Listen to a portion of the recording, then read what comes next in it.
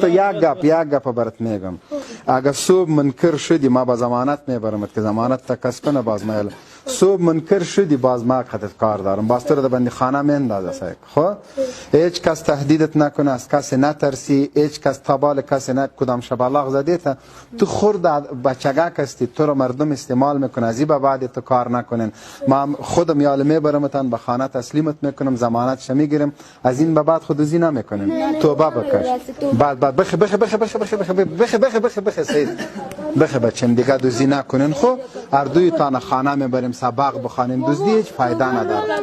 قربان امیال ما خانه تو رو میبرم، خود تو دوزی نکن، مکتب بخوان، پیسه در کارت بود، هر ما هر دوی تان برام زنگ بزنید. دلگ نور همکاری تی واخلی. همکاری خو میکنه.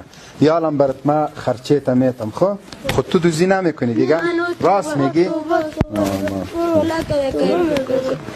نما سرسته. هر ما برای ما زنگ بزن، ما برای تو چند میتم؟ 2000 روپه. این 2000 است تو شد دیگی؟ 2000 باز 1000 من. این 2000 است تو شد.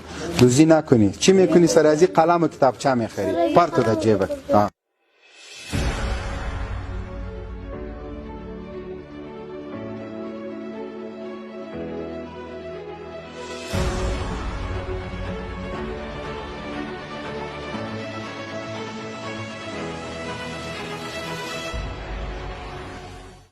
مکتب میری دیگه دوزی نکنی. کلان شوی باز میفهمی که بر تو مردم چی میکن.